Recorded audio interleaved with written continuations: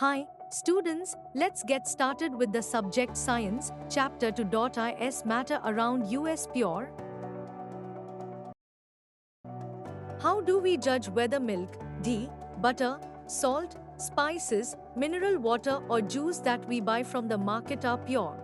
Have you ever noticed the word pure written on the packs of these consumables?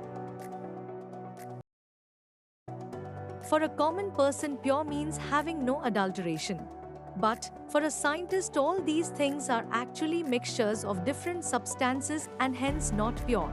For example, milk is actually a mixture of water, fat, proteins, etc. When a scientist says that something is pure, it means that all the constituent particles of that substance are the same in their chemical nature. A pure substance consists of a single type of particle. In other words, a substance is a pure single form of matter. As we look around, we can see that most of the matter around us exists as mixtures of two or more pure components. For example, seawater, minerals, soil, etc. are all mixtures. 2.1 What is a mixture? Mixtures are constituted by more than one kind of pure form of matter. We know that dissolved sodium chloride can be separated from water by the physical process of evaporation. However, sodium chloride is itself a pure substance and cannot be separated by physical process into its chemical constituents. Similarly, sugar is a substance which contains only one kind of pure matter and its composition is the same throughout. Soft drink and soil are not single pure substances. Whatever the source of a pure substance may be, it will always have the same characteristic properties. Therefore, we can say that a mixture contains more than one pure substance. 2.1.1 Types of mixtures. Depending upon the nature of the components that form a mixture, we can have different types of mixtures. Activity times. Let us divide the class into groups A, B, C and D. Group A takes a beaker containing 50 ml of water and one spatula full of copper sulfate powder. Group B takes 50 ml of water and 2 spatula full of copper sulfate powder in a beaker. Groups C and D can take different amounts of copper sulfate and potassium permanganate or common salt, sodium chloride, and mix the given components to form a mixture. Report the observations on the uniformity in color and texture. Groups A and B have obtained a mixture which has a uniform composition throughout. Such mixtures are called homogeneous mixtures or solutions. Some other examples of such mixtures are I. Salt dissolved in water and 2. Sugar dissolved in water. Compare the color of the solutions of the two groups. Though both the groups have obtained copper sulfate solution, but the intensity of color of the solutions is different. This shows that a homogeneous mixture can have a variable composition. Groups C and D have obtained mixtures which contain physically distinct parts and have non-uniform compositions. Such mixtures are called heterogeneous mixtures. Mixtures of sodium chloride and iron filings, salt and sulfur, and oil and water are examples of heterogeneous mixtures. 2.2 What is a solution? A solution is a homogeneous mixture of two or more substances. You come across various types of solutions in your daily life. Lemonade, soda water, etc. are all examples of solutions. Usually we think of a solution as a liquid that contains either a solid, liquid or a gas dissolved in it. But we can also have solid solutions, alloys, and gaseous solutions, air. In a solution there is homogeneity at the particle level. For example, lemonade tastes the same throughout. This shows that particles of sugar or salt are evenly distributed in the solution. A solution has a solvent and a solute as its components. The component of the solution that dissolves the other component in it, usually the component present in larger amount, is called the solvent. The component of the solution that is dissolved in the solvent, usually present in lesser quantity, is called the solute. Properties of a solution times a solution is a homogeneous mixture times the particles of a solution are smaller than 1 nanometer, 10 to 9 meter, in diameter. So, they cannot be seen by naked eyes. Because of very small particle size, they do not scatter a beam of light passing through the solution. So, the path of light is not visible in a solution. The solute particles cannot be separated from the mixture by the process of filtration. The solute particles do not settle down when left undisturbed, that is, a solution is stable.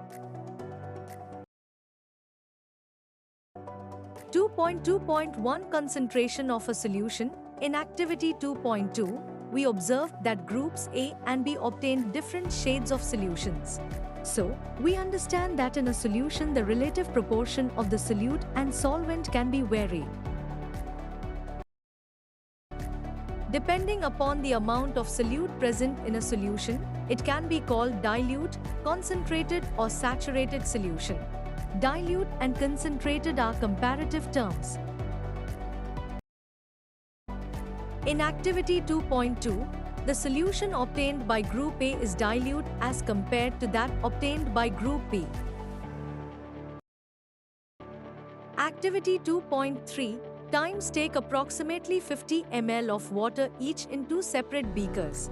Times add salt in one beaker and sugar or barium chloride in the second beaker with continuous stirring. When no more solute can be dissolved, heat the contents of the beaker to raise the temperature by about 5 oC. Start adding the solute again.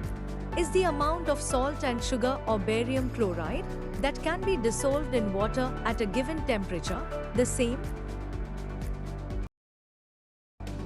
At any particular temperature, a solution that has dissolved as much solute as it is capable of dissolving is said to be a saturated solution. In other words, when no more solute can be dissolved in a solution at a given temperature, it is called a saturated solution. The amount of the solute present in the saturated solution at this temperature is called its solubility. If the amount of solute contained in a solution is less than the saturation level, it is called an unsaturated solution. What would happen if you were to take a saturated solution at a certain temperature and cool it slowly? We can infer from the above activity that different substances in a given solvent have different solubilities at the same temperature. The concentration of a solution is the amount, mass or volume, of solute present in a given amount, mass or volume, of solution. There are various ways of expressing the concentration of a solution, but here we will learn only 3 methods. Mass by mass percentage of a solution is equal to mass of solution times 100. 2.2.2 What is a suspension?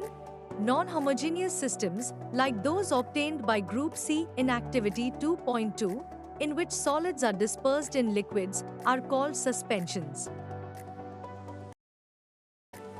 A suspension is a heterogeneous mixture in which the solute particles do not dissolve but remain suspended throughout the bulk of the medium.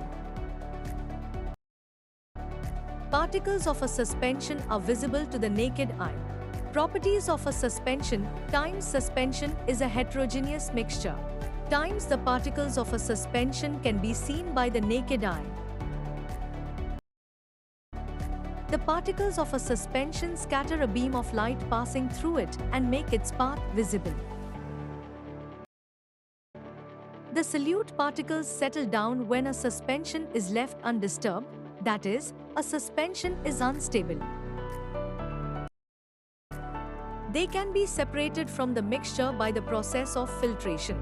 When the particles settle down, the suspension breaks and it does not scatter light anymore. 2.2.3 What is a colloidal solution? The mixture obtained by group D in activity 2.2 is called a colloid or a colloidal solution. The particles of a colloid are uniformly spread throughout the solution. Due to the relatively smaller size of particles as compared to that of a suspension, the mixture appears to be homogeneous. But actually, a colloidal solution is a heterogeneous mixture, for example, milk. Because of the small size of colloidal particles, we cannot see them with naked eyes. But these particles can easily scatter a beam of visible light as observed in activity 2.2. This scattering of a beam of light is called the Tyndall effect after the name of the scientist who discovered this effect. Tyndall effect can also be observed when a fine beam of light enters a room through a small hole. This happens due to the scattering of light by the particles of dust and smoke in the air. Tyndall effect can be observed when sunlight passes through the canopy of a dense forest. In the forest, mist contains tiny droplets of water, which act as particles of colloid dispersed in air. Properties of a colloid. A colloid is a heterogeneous mixture. Times the size of particles of a colloid is too small to be individually seen with naked eyes. Colloids are big enough to scatter a beam of light passing through it and make its path visible. Times they do not settle down when left undisturbed, that is, a colloid is quite stable. Times they cannot be separated from the mixture by the process of filtration. But a special technique of separation known as centrifugation can be used to separate the colloidal particles. The components of a colloidal solution are the dispersed phase and the dispersion medium. The solute-like component or the dispersed particles in a colloid form the dispersed phase, and the component in which the dispersed phase is suspended is known as the dispersing medium. Colloids are classified according to the state, solid, liquid or gas, of the dispersing medium and the dispersed phase. 2.3 Physical and chemical changes. In the previous chapter, we have learnt about a few physical properties of matter. The properties that can be observed and specified like color, hardness, rigidity, fluidity, density, melting point, boiling point, etc. are the physical properties. The interconversion of states is a physical change because these changes occur without a change in composition and no change in the chemical nature of the substance. Although ice, water and water vapor all look different and display different physical properties, they are chemically the same. Both water and cooking oil are liquid, but their chemical characteristics are different. They differ in odor and inflammability. We know that oil burns in air whereas water extinguishes fire. It is this chemical property of oil that makes it different from water. Burning is a chemical change. During this process, one substance reacts with another to undergo a change in chemical composition.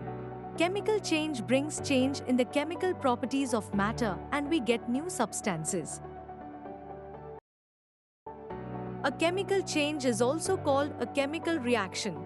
During burning of a candle, both physical and chemical changes take place. Can you distinguish these? 2.4 What are the types of pure substances?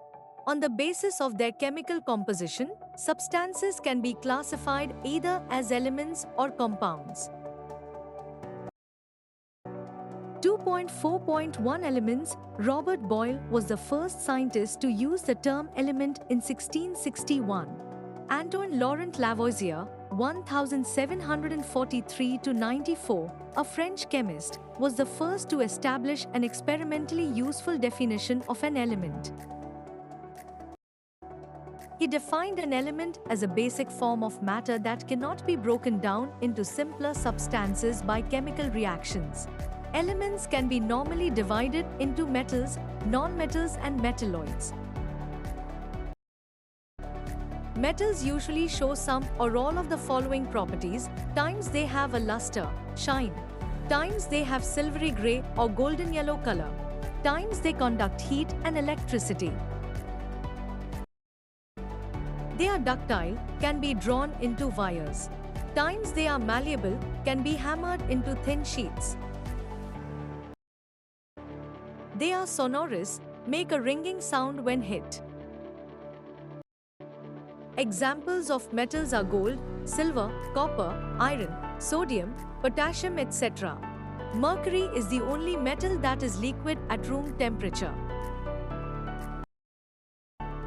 Nonmetals usually show some or all of the following properties. Times they display a variety of colors. Times they are poor conductors of heat and electricity. Times they are not lustrous, sonorous, or malleable. Examples of nonmetals are hydrogen, oxygen, iodine, carbon, coal, coke, bromine, chlorine, etc.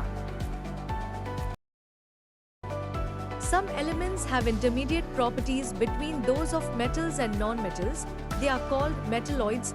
Examples are boron, silicon, germanium, etc.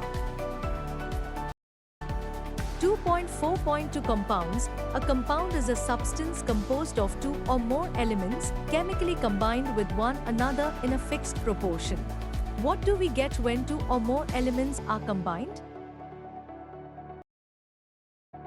The gas obtained by group I is hydrogen. It is colorless, odorless, and combustible. It is not advised to do the combustion test for hydrogen in the class. The gas obtained by group 2 is hydrogen sulfide. It is a colorless gas with the smell of rotten eggs. You must have observed that the products obtained by both the groups show different properties, though the starting materials were the same. Group I has carried out the activity involving a physical change, whereas in case of Group 2, a chemical change, a chemical reaction, has taken place. The material obtained by Group I is a mixture of the two substances.